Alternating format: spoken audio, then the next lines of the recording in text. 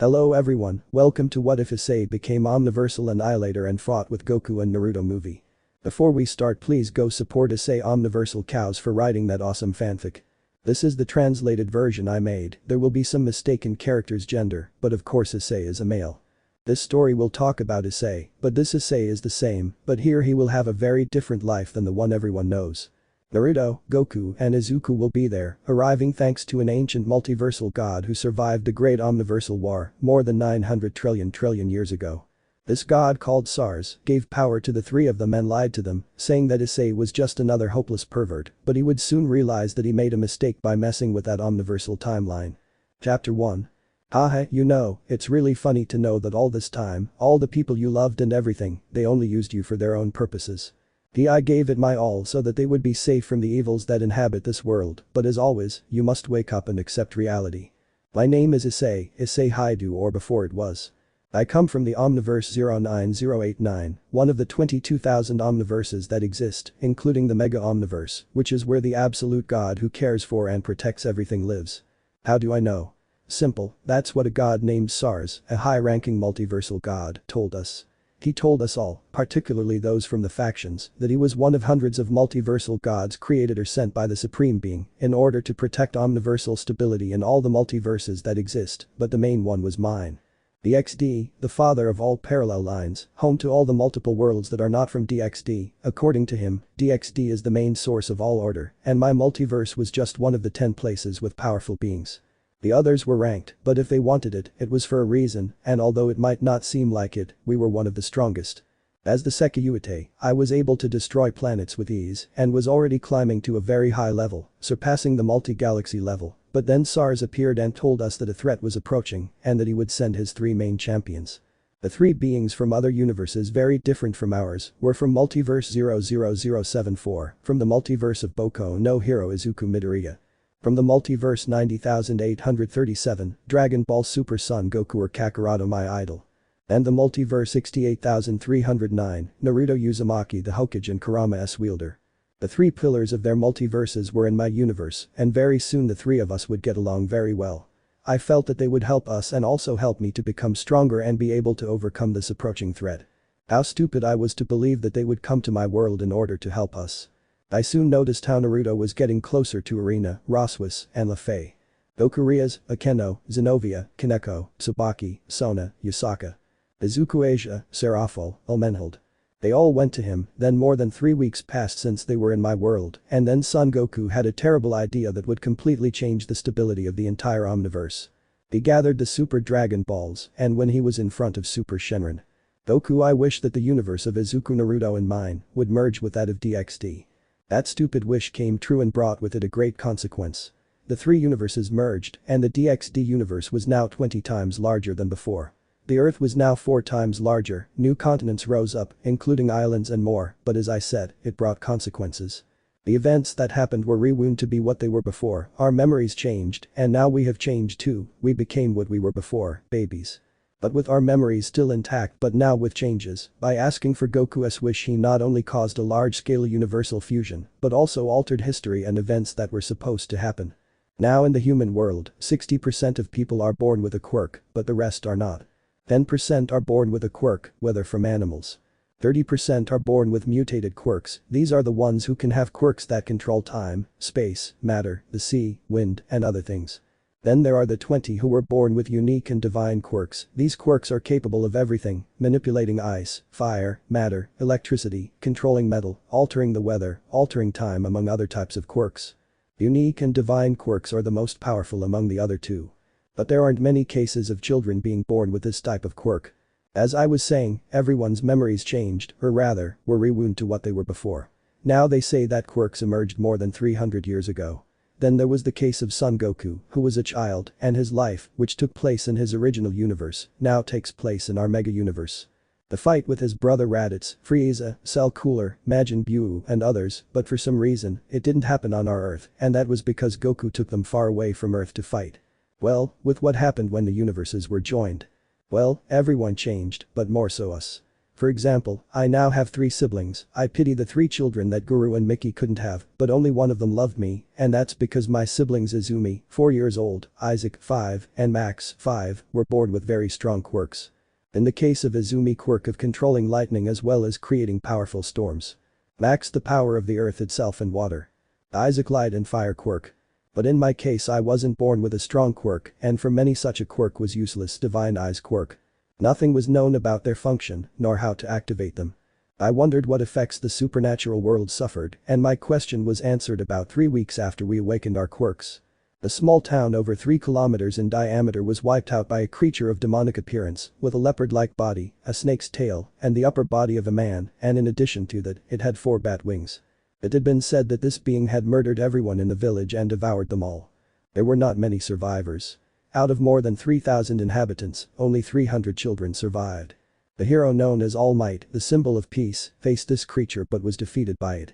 The battle lasted 4 hours until the greatest hero, the hero who brought justice, the brand new hero Endeavor, with his wife Rei Todoroki, known as Frozen Hero Blizzard.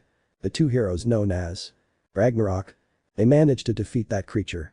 Endeavor's power was truly monstrous, surpassing that of All Might, as Endeavor's flames reached 10,000 degrees, but he lowered it to only 1,000 degrees, so as not to harm his wife. Nobody knew what that creature was, but I did. That beast was a low-class rogue demon. Then I understood that now the supernatural force had increased its power. Instead of staying the same, they increased everyone's power. If a low-class rogue demon was able to destroy a village without much effort, now one of middle or high class would be terrifying. Not even professional heroes could face them. I also realized that I didn't have Dryag, and that worried me since he is my friend and comrade. Japan created 2 academies for all young people. One, the UA, the Hero Academy. This academy was so large that it occupied more than 3 kilometers in circumference, because when 3 universes joined, not only did it cause the whole world to become bigger, but the cities became 4 times larger, and now Kuoh was united with Musafuda, the city where Mrs. Bulma lives, a beautiful lady with an intelligence far ahead of everyone. She helped a lot at UA, such as in its defenses and other things to protect the students. The city also joined and now it looked like a futuristic city, only without flying cars and all that. The other school was Kuoh Academy, which covered a 4-kilometer radius. It wasn't a hero academy or anything like that, but still, everyone who possessed quirks, whether not very useful or quirkless, could go there to finish their studies, and Kuoh Academy was the most valuable, surpassing UA. I was wondering what happened to that multiversal god, but whatever happened to him wasn't good at all. But what he did was not good at all. If the universe was now bigger, Goku's enemies were still powerful, but now my enemies, were perhaps 2 or 5 times stronger than before. If a high-class demon could destroy a large village, now he could destroy a city, a country, or even a continent. That damned wish only made things worse. My life is N''T very nice. My mother loves me, and so does my sister, but my father and my brothers don't. Because I don't possess a strong quirk or a sacred gear. Yes, they know everything about the supernatural world. Rias, Gremory, Sona, Sitri, and that damn Naruto Uzumaki came to my house and told me about the supernatural world and the sacred gears that humans have. Max, bearer of the dragon Solo, Cyrus, brother of Albion. Isaac, bearer of the dragon Apophis. Izumi, bearer of the dragon queen of Karma Tiamat. But I had nothing, but I noticed how Naruto's left eye turned green and I asked him what sacred gear he had and he with an arrogant smile told me. Well, I'll tell you, I carried Dryag, the red dragon emperor of the Scarlet Domination. Dryag was inside her, but she felt that this drag was not the one she knew as she sensed a dark essence in his soul. She didn't understand what had happened to him or why she was with him, but something was clearly wrong. When they discovered that my brothers possessed sacred gear, they were really excited, but when they learned that I had nothing more than a quirk that was not useful, they began to discriminate against me and use me as a punching bag. Naruto would join in too, day after day, week after week, month after month. It was always the same, torture and humiliation for me just for not having a powerful sacred gear. But fate was a little biased towards me, because my mother and sister healed me and took care of me, but my father would beat me with a whip on my back just because sometimes Max would break a plate or steal some of his money and blame me. I discovered that Rias, Sona, and others had brothers or sisters. In Ria's case, she had 2 sisters and another brother besides Sirzechs. Elysis Gremory. Lucy Gremory. Ex Gremory the Elder. Apparently, the 3 were, so to speak, weak in the eyes of Rias and the minority of the Gremory clan, the council, and her uncle. On Sona's side, she had another sister. Beauty Sitri. He was born with the power of ice and water at the same time. But to Sona she was weak, also to Seraphol, but not to her parents, since they knew their daughter's potential, and that made me happy. Apparently Kiba has the same trauma, but I investigated and discovered that the children are apparently alive. They only fake their deaths to escape. Events changed completely, and that could only bring problems to the same universe, or perhaps even more. After a while, my mother and my sister, fed up with how I was treated, divorced my father and took custody of me and my sister, something that my father and my siblings didn't care about. But it only made things worse, as they started spreading lies about me, like that I steal from them or other things, or even that I harass my sister or blackmail her in order to grape her, but I'm not like that, and I tried to tell everyone, but no one believed me, and surprisingly, Rias didn't believe me either. In fact, she just looked at me coldly. She still retained her memories from before the 4 universes merged. So if he knew I wasn't like that, why didn't he say anything? And when I looked at Naruto, I realized he was smiling arrogantly. By describing how my quirk wasn't very useful, almost being quirkless, students and teachers mistreated me or gave me low grades just for being quirkless. One day I overheard a conversation between them. I can't stand that damn quirkless person anymore. Haha, me too, but I enjoy seeing how the children treat him. Quirkless people are just an abomination of God, I wish they had never existed in the first place. Yes, but that's why this new system exists. Haha, I'm just saying they shouldn't cut our pay because of that quirkless guy. This society is rotten, even if the universes had N''T united, perhaps it would have been the same if we had revealed ourselves to the human world a long time ago. But this is too much. From what I've heard, they built it far from the city. Deep in the mountains, they created a school and an orphanage for quirkless children from all over Japan, since Japan is the place with the most discrimination in the world. This orphanage reportedly has over 5,000 quirkless children, but they are not mistreated or anything like that. Instead, they are treated as they should be, given love and affection, and taught everything. The one who created all this is a man named Destro, a very rich man who, along with his people, built a city more than 400 kilometers from where we are. The city has a diameter of 5 kilometers, and it's home to over 400,000, or even 800,000 inhabitants with quirks, some weak, some strong. Using his vast fortune and influence, he created this orphanage for all these boys and girls who were abandoned by their parents simply for being different. I hope that at least one person like him cares about all the quirkless children in Japan. 9 years. 9 damn years still suffering because of the lies of those damn people. Not only did Naruto use me as a punching bag, but Son Goku did too, as he became arrogant, believing he was the most powerful being in all of DxD. It was true that he was strong, but he knew the consequences that his wish had brought. I was already 15 years old, and we were now living in a small mansion belonging to the Todoroki family. Why the Todoroki family? Simply put, my mother fell in love with Endeavor Lux Todoroki's younger brother. The 39-year-old man possessed fire, but it was white, reaching 4,000 degrees. He was the number 3 hero. He and my mother got married 1 year after meeting. Now I have 3 other siblings, 2 girls and a boy. One Lilia Todoroki possessed the fire of my father, but these flames reached 5,000 graphs. Dula's Todoroki, she also carried my father's fire, only it reached 3,000 degrees, not as strong but lethal for someone like her. Bree Magnus Todoroki, his quirk was very similar to my father's, as in addition to having fire, he could manipulate it and control it from several thousand meters away. And apparently they had sacred gears, but like a booster or something, but they were strong, almost reaching the level of Longinus. And I also met my stepsister L Todoroki, and her fire was a strong blue color and reached about 8,000 degrees. My father's ex-wife died in an accident more than 10 years ago, and since then he has been taking care of his daughter. She and I are almost the same age, except she is 14 years old, but she is a prodigy in languages, technology, games and other things. I was truly happy for her, she wished to be a heroine like her uncle Enji. Well, he accepted my mother's engagement to his brother and was also surprised to learn that all his children had the fire quirk. He was happy for my father. Technically, he was my idol. I think that perhaps this desire did bring me something good at least. Chapter 2. Omniverse 10,000. Judgment. Several beings with very different forms could be seen. Some had bodies made of energy or with the image of the universe itself. There were more than 700 beings, but there were also 20 warriors with black armor and red parts. In front of them, more than 17 meters away, there was a throne, but the light coming through the window made it difficult to see who was sitting there. In addition to that, below there were 5 more thrones, and likewise it was not possible to see who was on them. Then 9 beings appeared, 9 advisors or rather multiversal gods of the highest rank, becoming hyperversal. These gods were gathered together for a reason, and that was God 9 Sars. Sars was lifted up by two warriors who had him in chains, one around his neck and the other around his feet. Odd 9 Sars, the last survivor of the Great Omniversal War, your main task was to observe and take care of the multiverses of the Omniverse 000001, but it was not so, you violated countless laws that were put by the Supreme Deity. 1. Do not alter the history and events of a multiverse. 2. Do not bring pillars from other multiverses to the central one. Due to your actions, you have caused 10 multiverses to be destroyed by what you did. You brought Naruto, Izuku, and Son Goku to the DxD universe where the pillar of that omniverse is located. You altered countless canonical events that have now been modified and are now in danger of being destroyed by those 3. Do you have anything to say in your defense? Sars stood up and looked at the council members, but he was a mess. He was missing an eye, his lip was split, he had bruises on his face and dried blood on his nose. Sars, yes, they treat me like an animal, they blame me for something that happened in pathetic universes like those. I did what I had to do, I did what you don't do, and you just stand there staring at those pathetic pillars. You, including me. We are gods and we can do whatever we want, and if it was as you say, I violated those pathetic laws that this king made, so what? You call that pervert a pillar? He's just a useless pervert who's good for nothing but thinking about women's breasts, he'll be nothing more than a.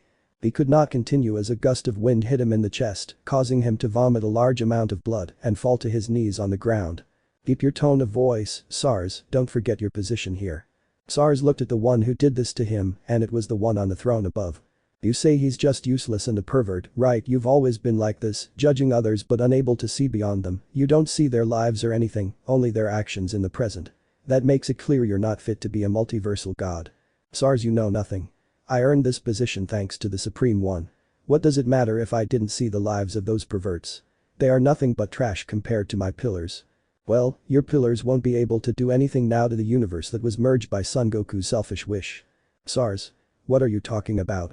Because of that wish, the 3 universes merged. The DxD universe, yes, but you were N''T aware of the consequences.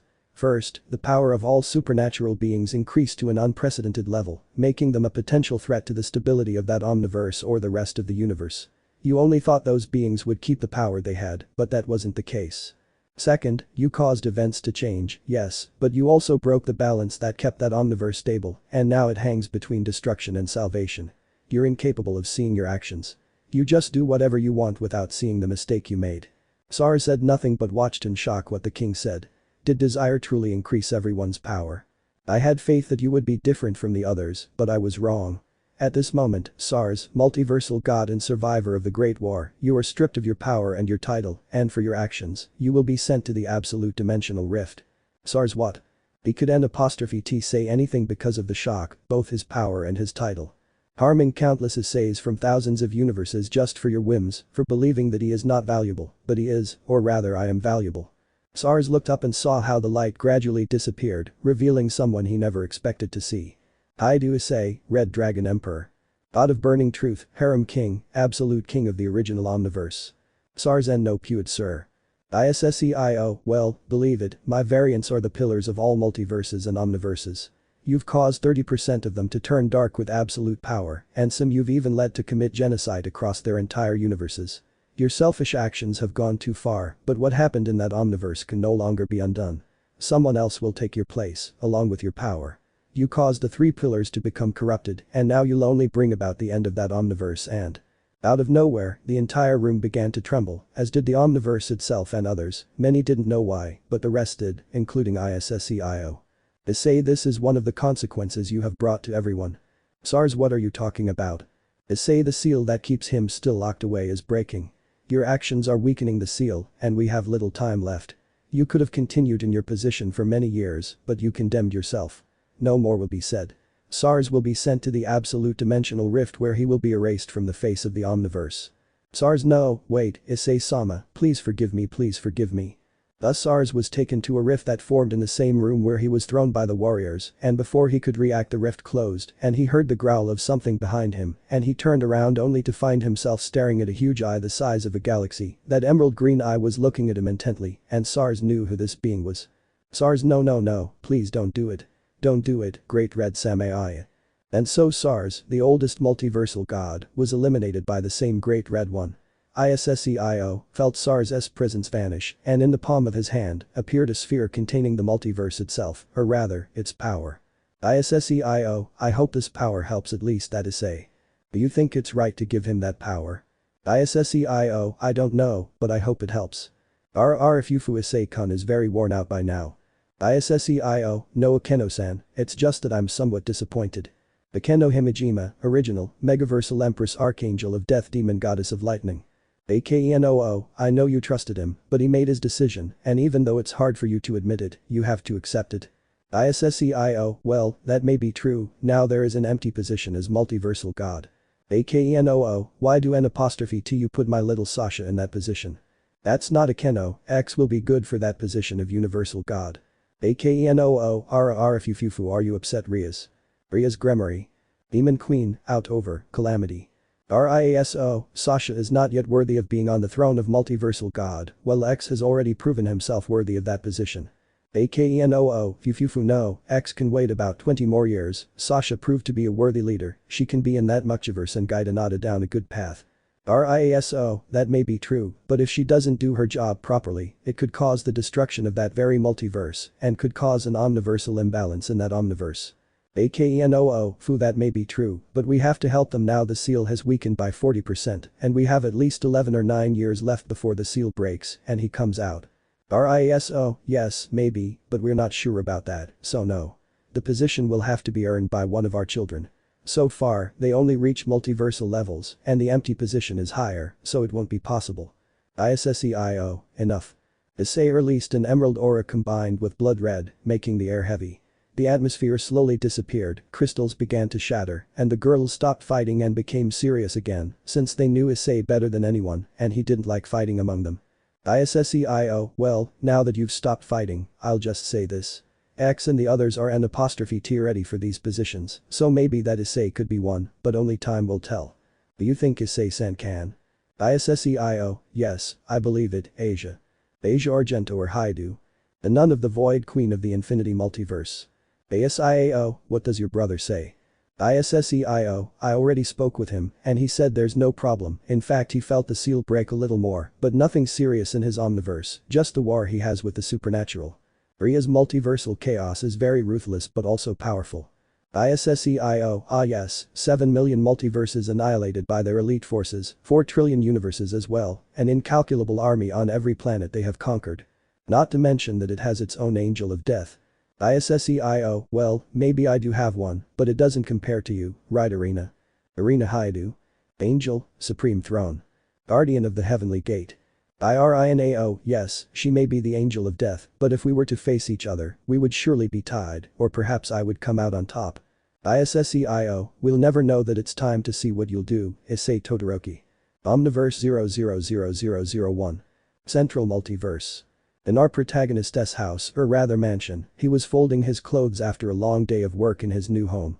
He may not be a woman, but he does the housework like one.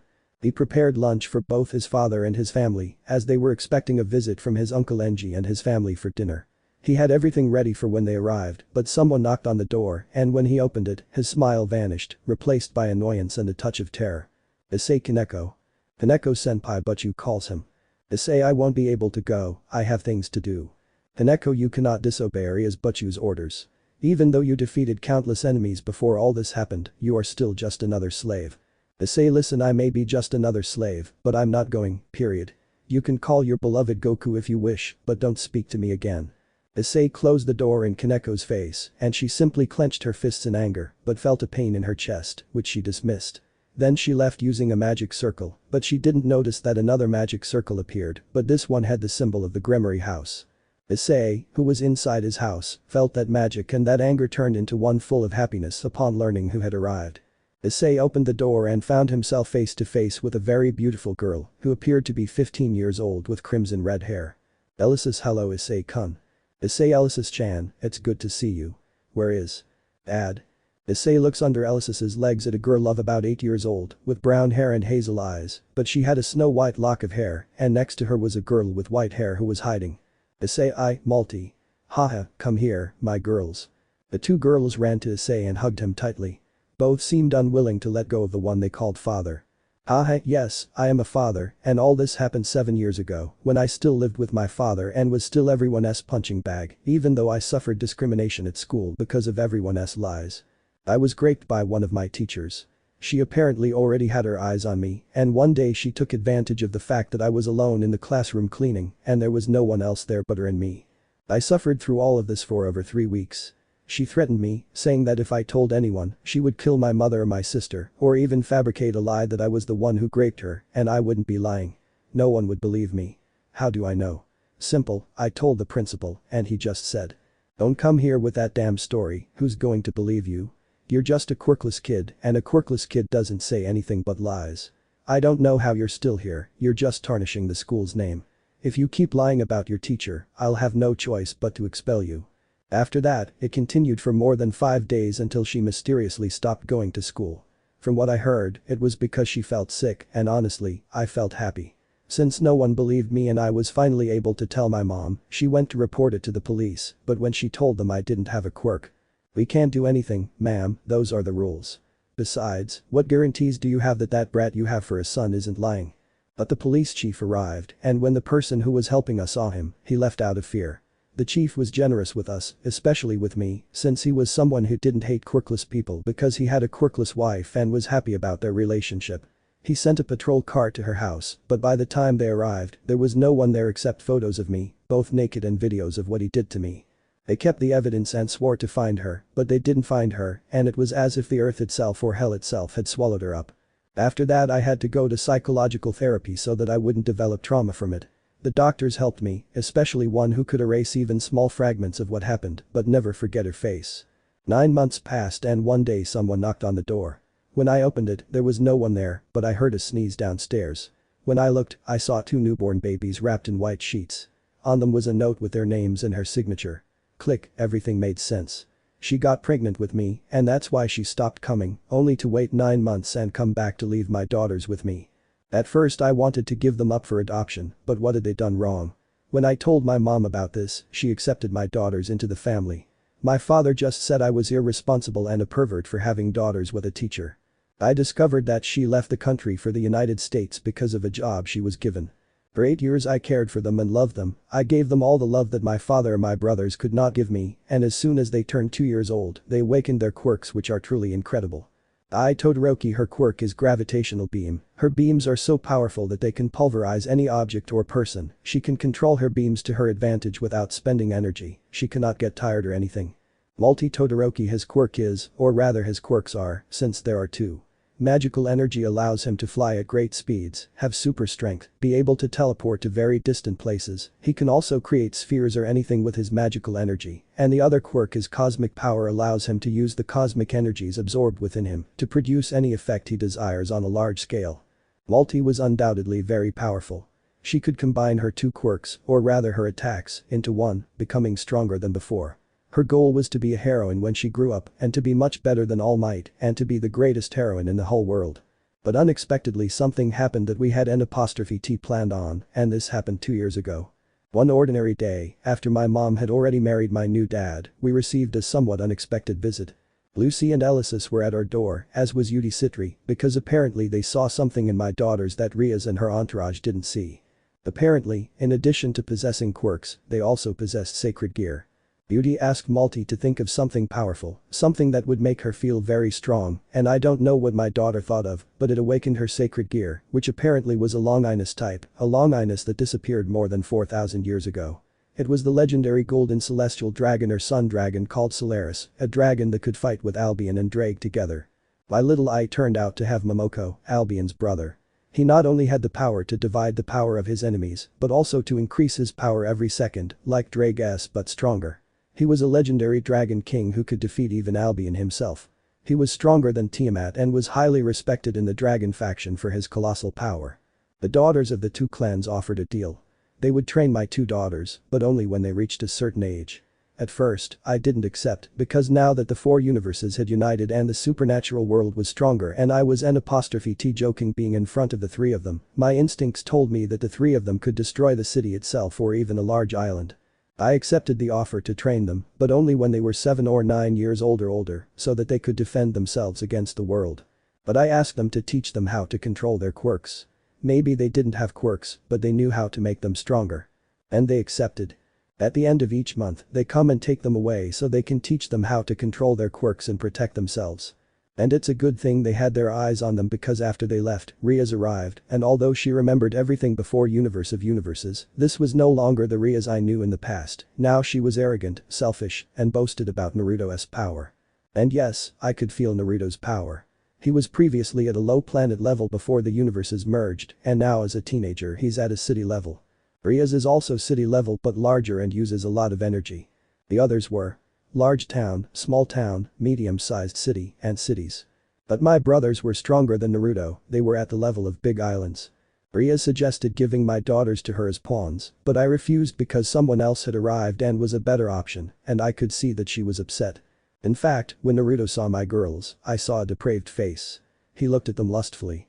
I saw him licking his lips, and I knew he was thinking about how to make them his someday, and that's why I refused. But then Rias offered me to be her servant, which I refused. 40 minutes later. There I am, impaled, a hole in my chest, Rias arrives and saves me, and now I am his slave. I make contracts but I also train. Maybe I don't have a quirk or sacred gear, but at least I want to be strong. 5 months later, Razor's story happened, and how it all happened so fast is simple. Apparently, something happened in the underworld. Time works very differently there than in the human world. While a day passes in the human world, a year passes in the underworld. So Rias was already 18, perhaps, since not much happens in the underworld. Besides, she managed to create a spell that nullifies time itself for her. She might look like a 16-year-old, but she was actually 18 or 19 years old, and my brothers were 18. Razor turned out to be more powerful than before, previously he was city level, but now he was technically moon level, and even my brothers couldn't do anything, not even Naruto Uzumaki himself. Goku was with his family so as not to raise suspicions about what he was doing. And once Rias gave up, I devised a plan to save her, but a certain imbecile fox stole my plan and, using holy water and his chakra, managed to defeat him, and I only earned their hatred for believing that I did nothing. And now my girls are here after a day without seeing them, and technically they were so to speak older since they go every month, and they have only been going for 4 months, so technically she is 12 years old, yep crazy. Issei, how have my girls been? Multi, we've been doing well, dad, haha. With my cosmic power I was able to destroy a mountain, but I got tired and using my magic energy, I was able to have a very great strength, now I can lift 20 tons, dad, haha. Issei, haha, I'm glad. Issei picks her up and she laughs at what her dad is doing, look at you, you're already strong, but you have a long way to go if you want to be stronger than All Might or Endeavor. Multi, yes, I know. Issei, tell me, my little eye, how have you been? Well dad, now I can control the weather a little, I can only create small, low-category storms. Issei, but at least it's something, my little one. Thank you for taking care of them, Elysis. Elysis, haha, it's nothing Ice-kun, you've been supporting me to keep going. Issei, come in, almost everyone is about to arrive, but only my uncle and his family are missing. Elysis, are you sure? Issei, if you see, it's okay, besides, my daughter's teacher has to be right here.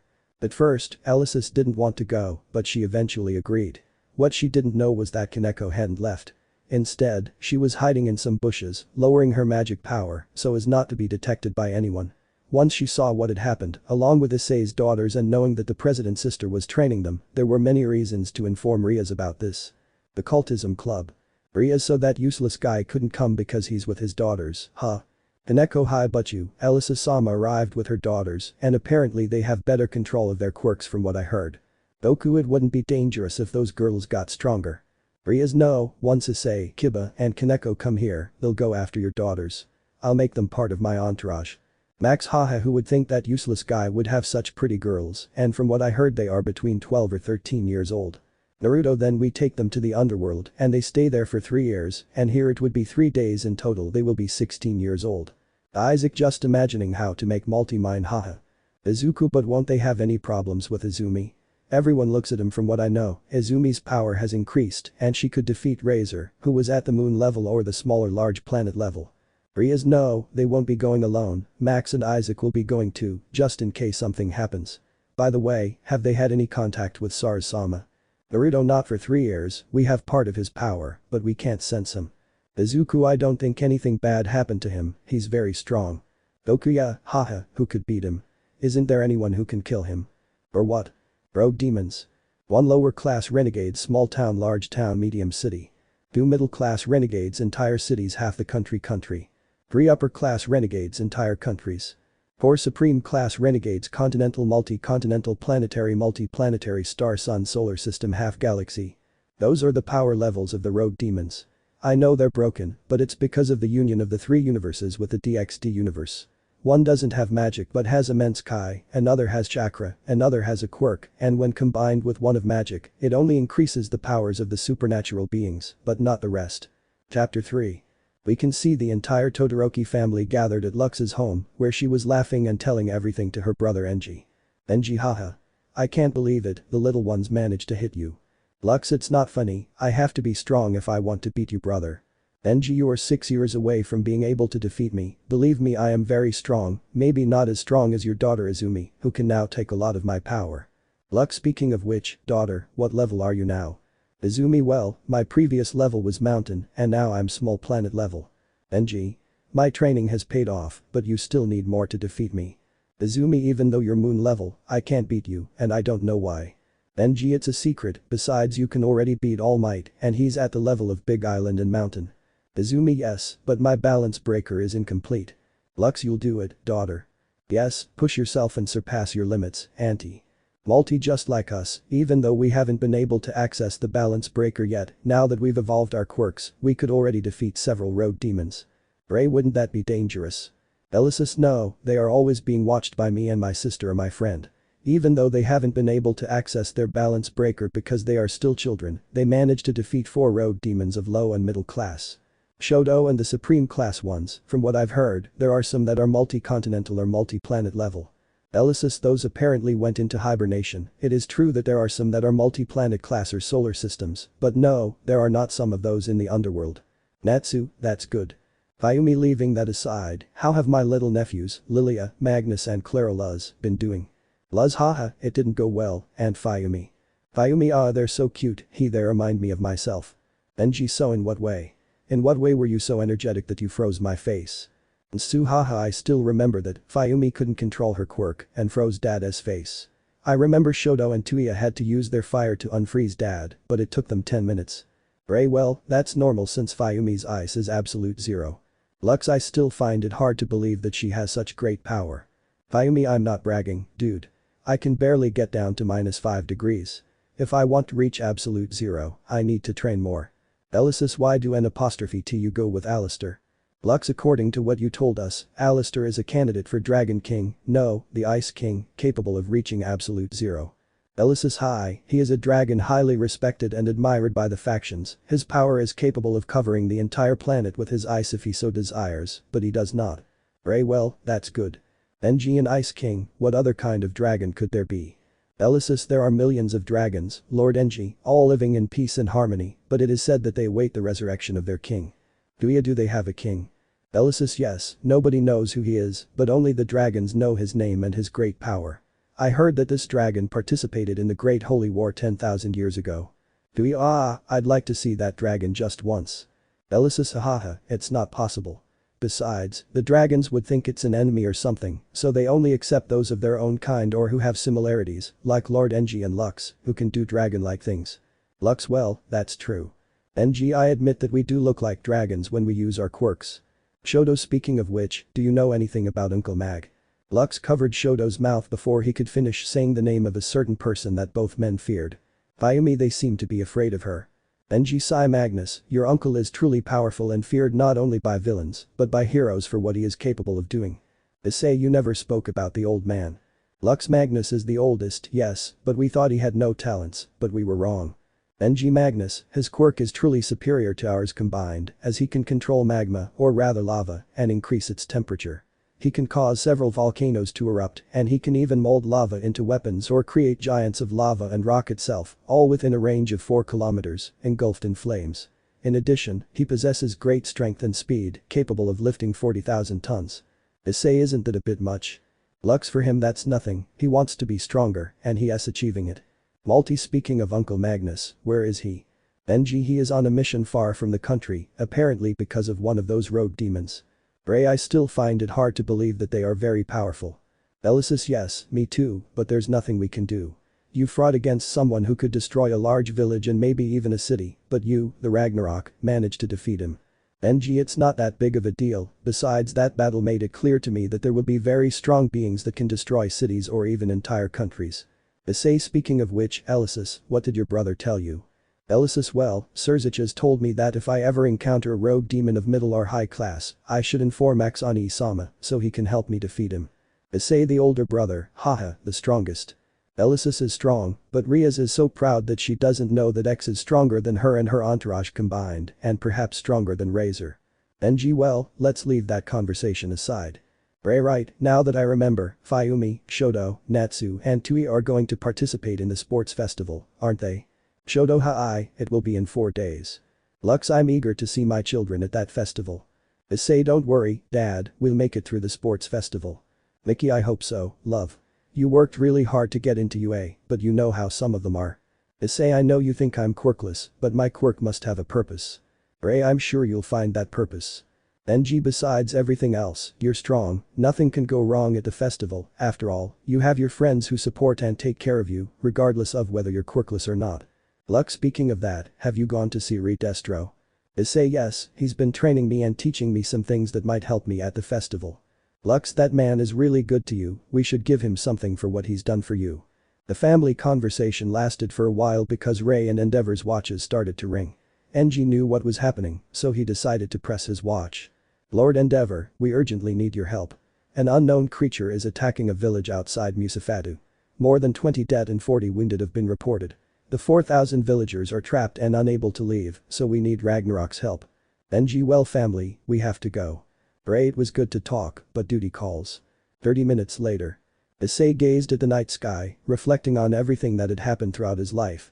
He hadn't been happy with those he once called father or brothers. He wished he could at least be stronger, to be the strongest of the supernatural, and to be the ultimate hero of the entire universe, or perhaps even more. But she didn't know that her wish would soon come true. Omniverse 10,000. ISSEIO, so SARS had Dryag from that multiverse. Warrior, yes, my king, it seems he knew that Dryag, no matter what, would go with his original host, and because he so desired that his pillars had corrupted dregs from other multiverses, he locked him in that sphere. In the palm of Issei's hand there was a sphere of stone that had an emerald gem inside which shone brightly. ISSEIO, well, I release you from your prison, great celestial dragon of domination. I dropped the sphere to the ground and with a stomp it broke, releasing a scarlet aura which took the form of a dragon the size of a human. ISSEIO, go to your true holder and fulfill their wish, take that variant to the Dreg summit and make your name feared by those three.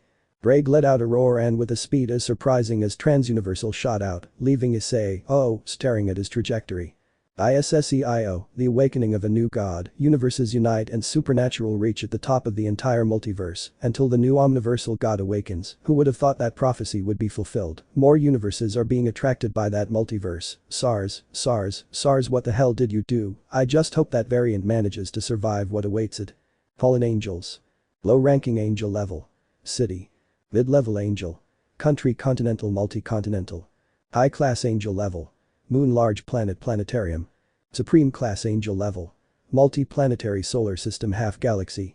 These are the power levels of a fallen angel, and the cadres are something else entirely, beyond their reach. Chapter 4. UA Academy. Workshop.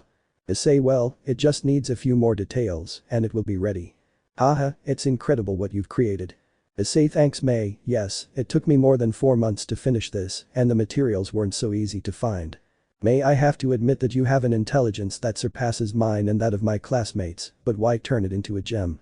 Issei, well, it's not an ordinary suit or anything, the metal and everything else is made of nanotechnology. I just press the button and shout balance breaker and it will cover me so I can fight in the sports festival. May, wow, I had an apostrophe T thought of that. Issei, if you try it, I'm sure it will explode. May moo, do you perhaps distrust all my inventions? Issei, it's not that I distrust May, it's just that most of your inventions explode and well. May, yes, I know. Speaking of which, how's your friendship going with the kids from 1A and 1B? Issei, well, Mineta, Kaminari, Kirishima, Tokoyami, Jiro, Uraraka, Mina, Hagakure, Aoyama, Ibara, Kendo, Yui, Satsuna and a few others are the ones with whom I have strengthened my friendship, but the rest, they don't seem to like me. May, it's normal, I mean everyone thinks you're quirkless. Issei, yes, I know, everyone thinks I am, others distance themselves from me because I'm from the Todoroki family. May, give them time, you'll see that as time goes by they will come closer to you. Issei they won't because of the rumors about me, that I'm just a pervert, a useless person, all that is separate from what makes them not associate with me. May look, you're Issei Todoroki, the non-biological son of Lux Todoroki, Miki Todoroki. You have brothers and 2 beautiful daughters who support you, no matter what rumors there are about you, or whether you have a quirk or not. They love you with all their hearts, and I know you love them too. I know you'd even give your life to protect them and keep them safe from the dangers out there. Don't let false rumors ruin your life. Create your own future. Nobody decides for you. You decide for yourself and only you. May looks at him with a smile and pats him twice on the shoulder, then leaves, leaving Issei thinking about what she said. Department of the Heroes Public Safety Commission. Counselor, what do we know about what happened in the town yesterday? Secretary, yes sir, as you know, in recent days strange and horrendous creatures have appeared that have attacked smaller large towns on the outskirts of the city and far away from them. Yesterday, Ragnarok fought against one of these things and defeated it, but it took longer than expected. Counselor, for how long did it take to eliminate that thing? Secretary, it took approximately 5 hours, Counselor. That's a lot. Something tells me more will appear. And All Might handle those things. Director, we can't involve All Might in this, we don't know if he can handle this enemy, he's barely stable after his battle against Nomu at the USJ 2 weeks ago.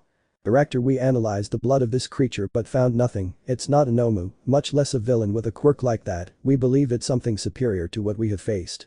Councilman 6 like the ones Mr. Goku faces. Director, no, this is something different from what he and all the other heroes have faced. We do N''T know if there are more of these things out there, but Ragnarok won't be able to handle them alone. So if more appear, we'll have to call Lord Magma.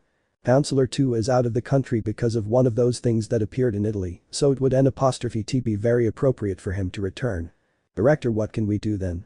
Leading counselor, leave that in the hands of a friend of mine, my right-hand man, gentlemen, welcome him. Isidara Mineru. Occult Club. How? In the Occult Club were Goku, Naruto, and Izuku, who were talking about something. Goku, I haven't enabled to contact Sama. Izuku must be very busy ruining the variants of that useless pervert. Naruto, haha, I finally got to bang those cuties, I even got to mark the Kalawina girl, haha, I really enjoyed her, her breasts tasted so good, haha. Izuku punched him in the head, which knocked him down. Naruto, hey, what's wrong with you? Izuku, this isn't the time to be listening to what you have done. SARS hasn't contacted us anymore. Naruto, so what? He's a multiversal god of the highest rank, do you think that just because he stopped contacting us something bad happened to him? Goku, don't forget that he has a superior, the Supreme One. Naruto, yes, the Supreme One, the king of all the omniverses, the origin of everything that is known, it's just nonsense. There are variants of me that are practically multiversal gods, just like you, Son Goku, and you, Midoriya. Izuku, that may be true, but the Supreme Being is stronger, it is the strongest being that exists. Goku, according to SARS, he was able to erase 5 quintillion universes with just a blink, and with a breath he eliminated 800,000 septillion corrupted multiverses. Naruto, is N''T that an exaggeration? Goku, we're already among the major leagues, this omniverse is close to the Supreme One, and being close, it's also one of the strongest. Naruto, yes, of course. Izuku, you couldn't defeat 3 mid-class rogue demons, and that's even after Goku had to intervene to save you from dying. Goku, something's not right. We thought the rogue demons were just small buildings and villages, but now they've scaled up and are stronger than ever. Naruto, do you think it's because of the wish? Goku, I don't think so, anyway, Izuku, I want you to keep an eye on that useless hidden guy. He was humiliated at the sports festival. Make him see his place. Izuku, hi. Izuku opened a window and at transonic speed, he left twice as fast as the star's toilet. Naruto was similar, only 3 times faster. Goku, how slow. And this one disappeared at the speed of light without leaving a trace. Student Council. How Academy. Sona, the renegade demons again. Tsubaki, hi, they have appeared more all over the country, but also all over the world, since Rias was saved from her engagement the demons have appeared several times, this week it increased by 34%. If this continues, it is very likely that we will have many problems not only with the heroes, but with the mass for not doing our job well. Sona, but all this is Ria's fault. Sona made her demonic aura appear, which continued to increase with each passing moment, surpassing a high-class renegade demon and reaching supreme class. Sona realized what she was doing under her control until she calmed down, but Tsubaki remained calm. Sona, I'm sorry. Tsubaki, it's alright, Sona-sama, it's normal that you're upset about Rias. Sona, ever since those 3 came into their lives, they are no longer the same as before. Goku, for some reason, doesn't trust him. He only boasts about his power and how he defeated countless enemies who can easily destroy planets. Tsubaki, that's already been seen here, supreme class rogue demons are capable of destroying planets or even stars using all their power if they so desire. Sona, I know that, Tsubaki, but she stopped training and now she's only at city level and we. Tsubaki, that's already been surpassed. Sona, yes, but I'm thinking about Issei-kun. Tsubaki looks at her somewhat surprised. Sona, since he left nothing is the same as before, yes, I admit he was a pervert, but he had something that the others didn't have. Tsubaki, what was that? Sona, honesty, purity, trust and other things that the others didn't have, and that's what made him special, not for not having a quirk or a sacred gear, but for being someone who, no matter what, gets up to show everyone that even the weakest can rise to the top. Tsubaki, that's true, but some girls at the academy don't think that way. Sona, yes, I know, only some members of the Kendo club, like Katis and Kiryu, were fond of him. Tsubaki, because they identify with him as he is quirkless. Sona, well, at least he's doing well at UA. Tsubaki, I'm surprised that it was possible to get through despite everything. Sona, her father is now a Todoroki and that makes her one too, they're not going to reject a Todoroki just for being quirkless, well, get the girls ready, it's time to go on patrol. Tsubaki, hi. Tsubaki left, leaving Sona alone, staring at a picture of herself and Issei as children on her desk. In the photo, Issei's smile seemed to shine brighter than 1,000 suns. She felt safe back then with him by her side, but now that he was no longer with her, and now he hated her for reasons that would be revealed later, it hurt her deeply. Look, it's the pervert. Haha, look how pathetic he looks. Sona-sama, why are you near him? Saji, we're only with him out of pity. I understand his condition as a quirkless person, but I didn't want him to be alone. But if he finds out, don't you think that would hurt him even more? Leave him alone, Saji-senpai.